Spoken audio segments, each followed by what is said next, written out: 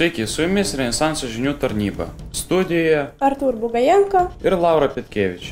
Laidą pradedame nuo politikos ir verslo žinių. Vilniuje įrengtas vandentiekis, pastatytas pirmas tiltas per Nerį, įsikūrė popieriaus fabrikas, stiklo dirbtuvė, patrankų liejykla, 2 ligoninės. Ėmė veikti pirmoji spaustuvė, kurią įkūrė rusėnas Franciskas Skorina. Vilniuje pagausėjo įvairių tautų amatininkų – vokiečių, čekų, žydų. Šią savaitę Seimas Vilniuje suteikė laisvę visom tikėjimo atmainoms. Šiuo metu mieste gyvuoja ir puikiai sutarė katalikai, stačiatikiai, reformatai, evangelikai, liuteronai, junitai ir kiti. Taigi Vilnius tampa svarbiausiu rytų Europos tolerancijos ir liberalizmo centru. Toliau kitos politikos ir verslo naujienos. Lietuvos didysis rusėnas Konstantinas Ostrogiškis ką tik grįžo po Oršos mūšio. Prie Aušros vartų susirinko daug miesto gyventojų ir visi džiaugiasi, kad po karo Konstantinas grįžo laimėtojų. Konstantino motina yra Algirdo palikuonio Ivano Bielskio duktė. Taigi mūsų didvyris yra ne tik geriausias ir patyręs karys mūsų valstybėje, bei labai žinomas ir turtingas žmogus. Kadangi jis sugebėjo laimėti prieš Maskvos kunigaikštystę, mūsų valdžia nutarė pavadinti Aušros vartus, pro kurios jis atėjo, jo pavardę – Ostra Brama. Šiomis dienomis dėl Jonušo žmonos Sofijos buvo kilęs didysis konfliktas tarp Radvilų ir Chodkevičių, vos nesukėlęs pilietinio karo. Viskas prasidėjo tada, kai Jonušas ir Sofija buvo vaikai. Našlaitės Sofijos globėjai buvo sudarę vedybų sutartį. Pagal ją, Jonušas ir Sofija sulaukę pilnametystės turėtų būti sutuokti. Šiuo metu Chodkevičiaus broliai atsisakė savo globotinį kunigaikštytę Sofiją Olelkaitę, turtingiausią Lietuvos nuotaką, išleisti už Jonušo. Žmonės matė, kaip 2 galingiausios Lietuvos giminės Vilniuje ruošėsi karui. Vyskupo pastangomis ir karaliaus paliepimu buvo išvengta pilietinio karo. Dabar pakalbinsime įvykių dalyvius – 14-metę Sofiją ir 21 metų Jonušą. Panelė Sofija, ką manote toliau daryti?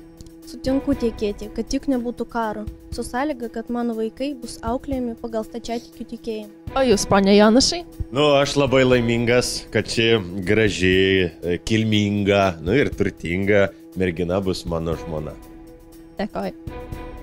Puodžiai, kalviai, odininkai, audėjai ir amatininkai penktadienį darbavosi Rotušės aikštėje.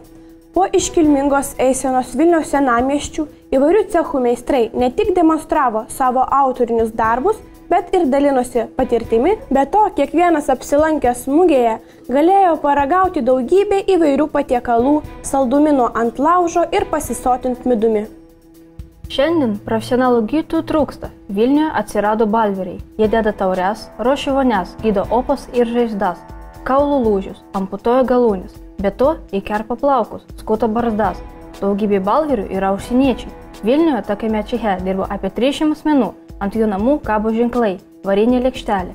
Su barzdaskučiais konkuruoja pirtininkai. Pirtyse ne tik maudosi, čia žmonėms šalinami dantis, valomi viduriai, nuleidžiamas blogos kraujas. Susitiksime po reklamos. Vilnius stiklų cechas pradėjo gaminti stiklinius serisus, puošnias vases, įvairias taures, indėlius. Indai puošiami augaliniais, gyvūniniais, geometriniais motyvus, naudojamas emalis, kūriamos religinių būtinių temų kompozicijos. Pagal klientų pageidavimą galima susisakyti su herbais, monogramomis. Svarbi žinia. Jėzuitų ordinas įsteigė Vilniaus universitetą, kuris nuo šiol bus vienas svarbiausių mokslo židinių rytų Europoje. Čia pakviesti dirbti žymus filosofijos, matematikos, istorijos, retorikos profesoriai, bei poetai, rašytojai, kalbininkai ir muzikai. O dabar kitos naujienos iš kultūros ir švietimo pasaulio. Į Vilnių sugrįžo Abraomas Kulvietis, geriausiuose vakarų universitetuose įgijęs puikų išsilavinimą. Jis prisistatė Bonai Forcai ir padarė įspūdį, nes pati karalienė puikiai išsilavinusi, linkusi į protestantizmą. Bona padėjo Kulviečiui įsteigti Vilniuje pirmąją mokyklą kolegiją, skirtą bajorų vaikams. Čia mokosi apie 60 vaikų. Mokiniai gilinasi į humanistinius mokslus, mokosi lotyniškai, dalyvauja diskusijose. Be abejo, mokykloje skleidžiamos reformatorių idėjos. Katalikų bažnyčiai tai nepatinka ir ji rodo nepasitenkinimą. Informuosime, kaip įvykiai klostysis toliau. Iš kalėjimo paleistas kalintas už liuteronybę Martynas Mažvydas. Kunigaikštis Albertas parašė laišką, kviečiantį Mažvydą į ypatingą misiją. Mūsų žinių tarnyba informuota, kad Mažvydas planuoja parašyti knygą. Mes stebėsime situaciją. Dėmesio sensacija. Vilniuje pasirodė pirmoji LDK knyga Mikalojaus Daukšos Pastilė. Daukša kviečia Lietuvos visuomenę kurti lietuviškai. Ne žemės derlumu, ne drabužių spalvingumu, ne šalies ir pilių tvirtumu gyvuoja tautos, bet daugiausia išlaikydamos ir vartodamos savo gimtąją kalbą. Kalba yra bendras meilės ryšys, vienybės motina, pilietiškumo tėvas, valstybės sargas. Pagaliau praėjusią sekmadienį mūsų karalius Vladislavas Vaza pakvietė visus į naują Pilies teatrą. Čia jau pasirodė aktoriai iš Venecijos, Romos ir Paryžiaus. Dar laukiami svečiai iš Anglijos ir Italijos su opera Elenos pagrobimas. Apie premjerą būtinai jūs informuosime. Mes esame svečiuose pas Mikalojų Radviloną Švaitėlį. Šiandien jo gimtadienis ir jis maloniai sutiko atsakyti į mūsų klausimus. Sveikinu jūs, iš tikrųjų nuostabi diena jūsų gyvenime jubiliejus. Ir aš norėčiau, kad jūs šiandien truputį papasakotumėte apie save. Žinau, jūs labai daug keliavote. Ar jums visada buvo įdomu keliauti, ar jūs tik neseniai pradėjote? Taip, man visada buvo įdomu keliauti, sužinoti visokius dalykus, žmonės, kultūrą jų, kalbas, ir man tai labai padėjo susišnekėti su kitais žmonėmis. Savo įspūdžius apie kelionę jūs aprašėte knygoje Kelionė į Jeruzalę, kuri tapo pirmoju tarptautiniu lietuvišku bestselleriu. Ar jūs galite išvardyti porą pačių įdomiausių jums dalykų?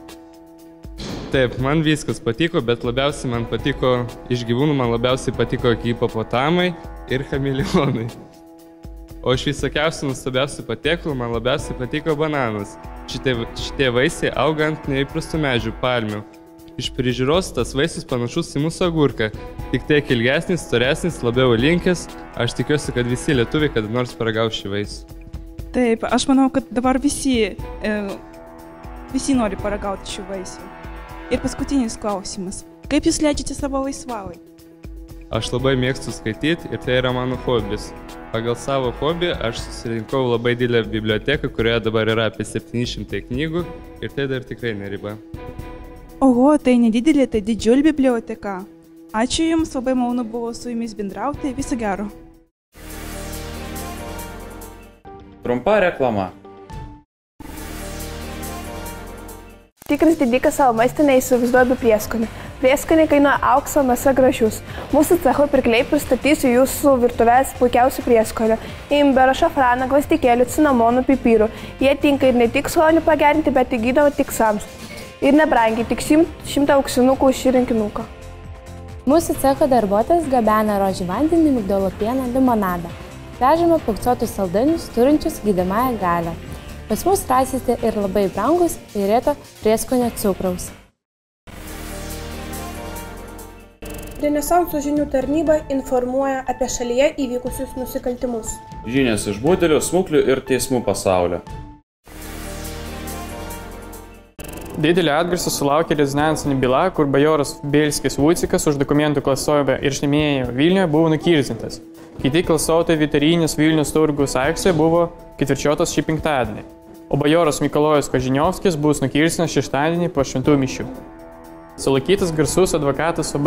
Nemenka savo turtą užgyvenęs apgaudinėdus klientus ir versdamasis kitą nusikalstamą veiklą. Jis pasirašinėdavo fiktyvius dokumentus. Žinomas faktas, kad advokatas OB atėmė iš Vilnius žydą Izakovičius brangią medžiagą ir tol kalino, kol šis sutiko pasirašyti dokumentų dėl pretenzijų neturėjimo. Daug vertingų daiktų sukaupė globonamas vagys. Pranešame apie Abraomo Kulviečio bylą. Vilniaus vyskupas Povilas Alšėniškis gavo karališką dekretą, kuriame nurodyta Abraomo Kulviečio, pirmosios dvasinės mokyklos steigėja, protestantizmo propaguotoja, atvesti į bažnyčios teismą. Jam pateikti kaltinimai, kad atsimeta nuo šventos bažnyčios, išpažįsta svetimą mokslą, skleidžia ereziją.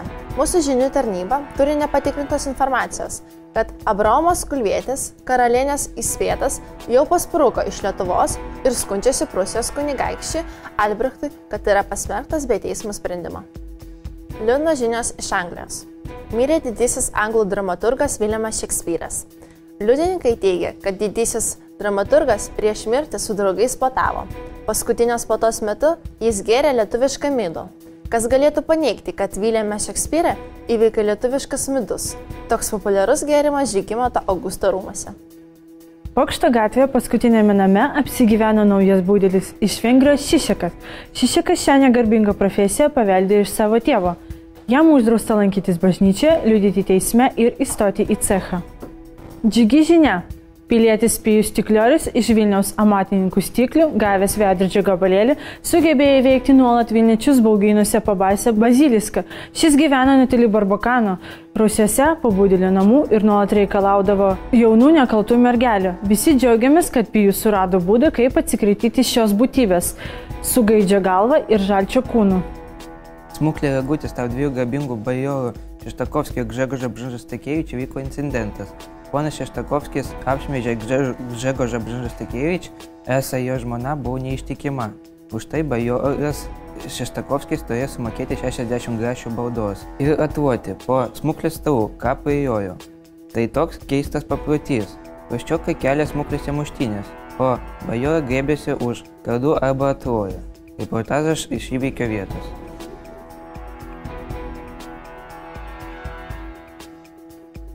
Jūs, pan Gžegož Bžanžastakevič, esate niekšas. Apšmeižėte mano žmoną, Jadvygą Šeštakovskį. Todėl dabar turite sumokėti baudą ir atloti. Aš buvau neteisus. Pan Gžegož Bžanžastakevič, jūsų žmona, panė Jadvyga, garbinga moteris.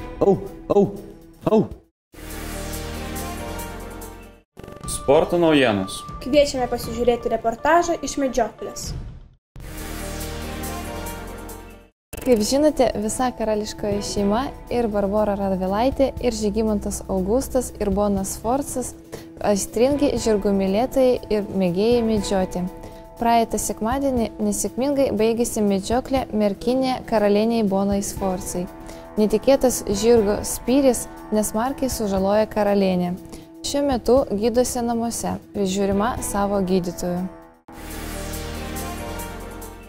Gruodžio 6 dieną buvo švenčiamas Barboros Radvilaitės gimtadienis. Žygimantas Augustas tą progą mylimąją padovanojo net 20 dvarų. Buvo užsakyti 5 vežimai egzotinių vaisių, kriaušių ir apelsinų, kurios mėgsta karalienė. Po to LDK kainavo labai daug.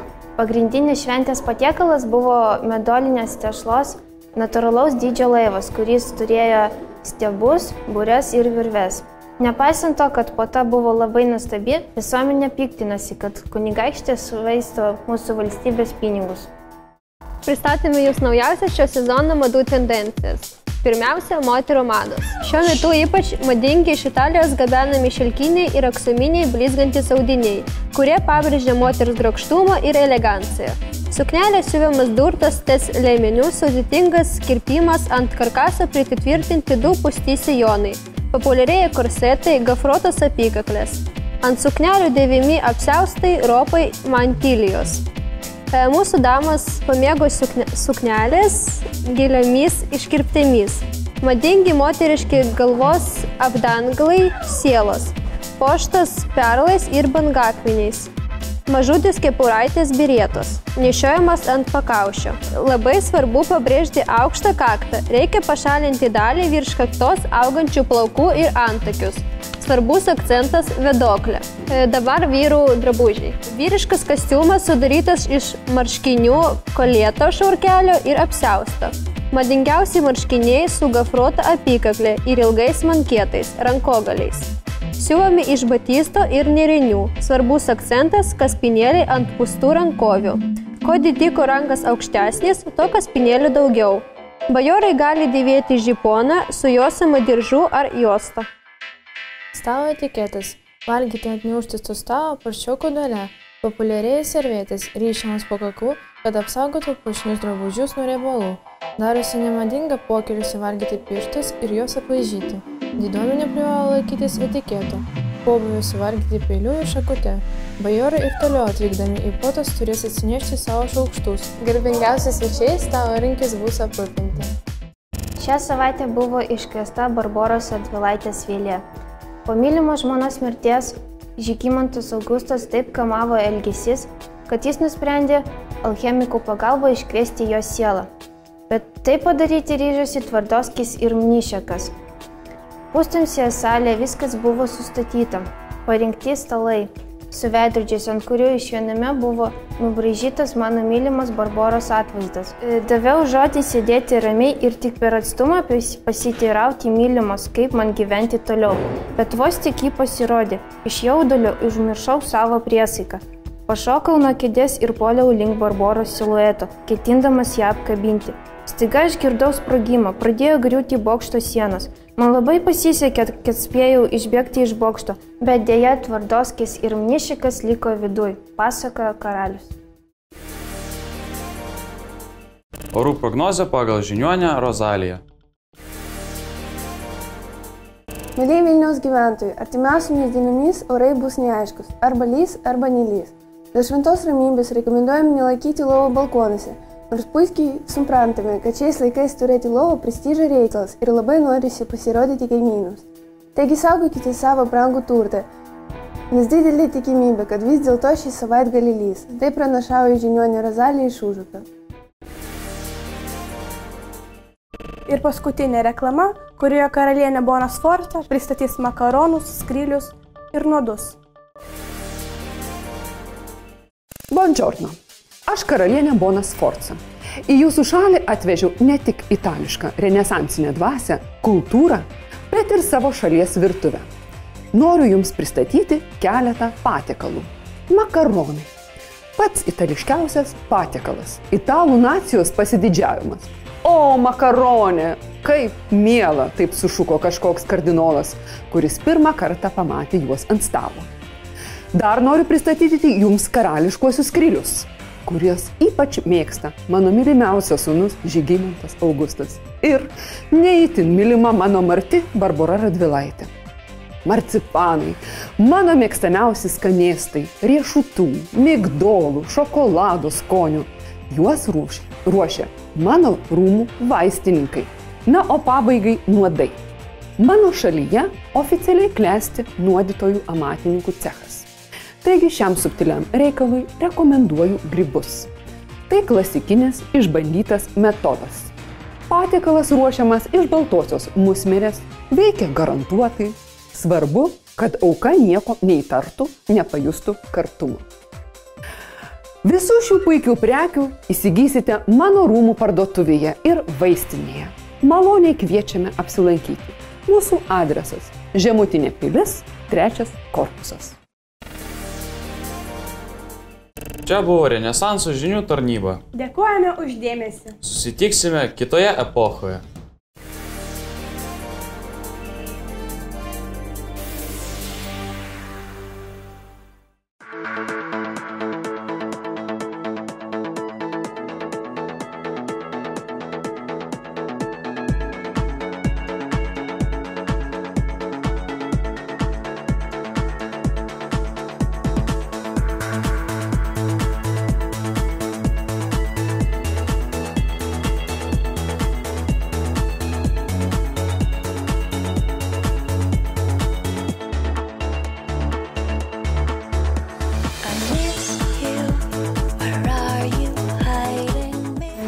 Sužinoti, iš kur jūs gaunate informaciją apie visą. Kaip dažniausiai jūs turite laiko tam, kad surinkti visą medžiagą? Iš kur jūs gaunate duomenis apie kriminalų įvykius? Ačiū labai.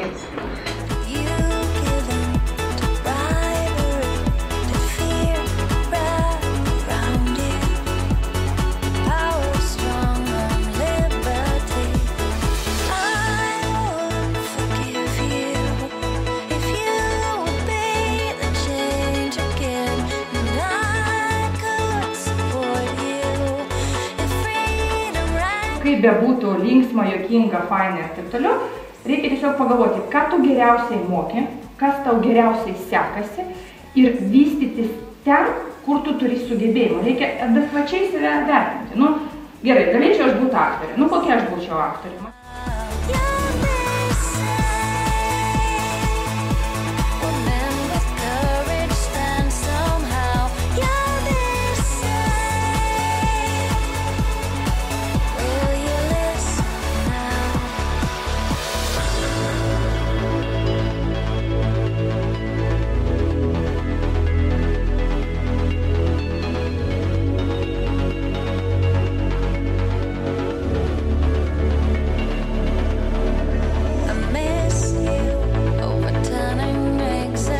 pats savo rankose varčiau tokį faktą.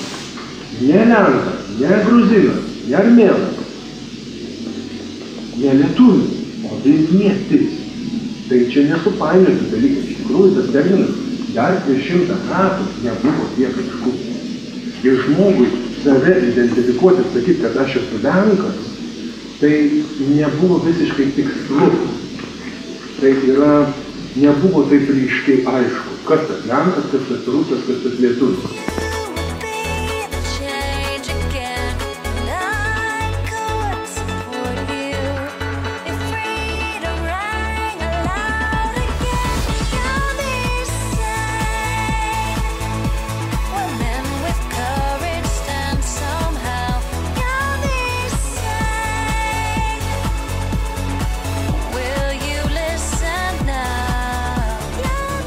Užsukim nuo savęs tą gerėjimo ratą, vieni kitiems padėkim, patarkim, paremkim, pagelbėkim ir visi mes, visa mūsų visuomenė judės gražin, aukštyn, bus dar geriau ir dar geriau ir dar geriau mūsų visuomeniai gyvent. Matyt, visi mes to ir siekiam.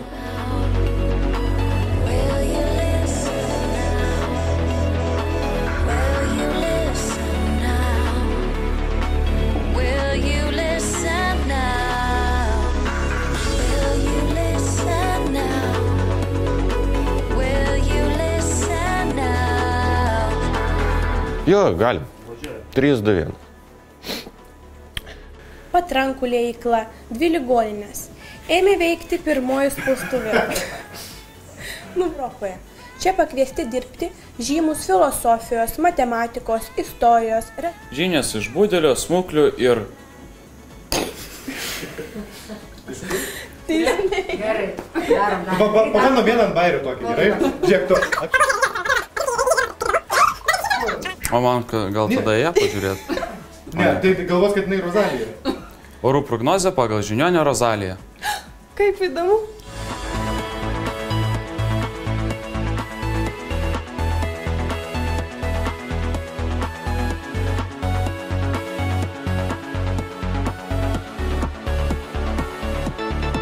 Ir man tai labai padėjo susišnekėti su kitais žmonėmis. Savo įspūdžius apie kelionę. Ar jūs galite išvardyti porą pačių įdomiausių jums dalykų? Taip, man viskas patiko, bet labiausiai man patiko...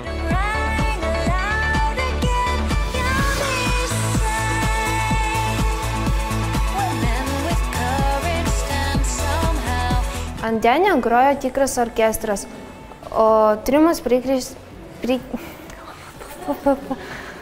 Garbingiausias... Garbingiausi svečiai stalo įrankiais bus aprūpinti. Temaivitis, atrodo su vaizdu, ne? Atrodo, ką čia veikti. Tu taip toli nenueik, aš neįskaitysiu, Gabi. Tai ką reikėtų, negaliu reikėti. Gali dar paeiti, aš va, iki čia, iš čia matau. Gerai. Einam pas Virginiją, kuri mums ten laukia, ne? Ir susirenkam šmutkės. Gerai. Nu labai... Ačiū. Will you listen now?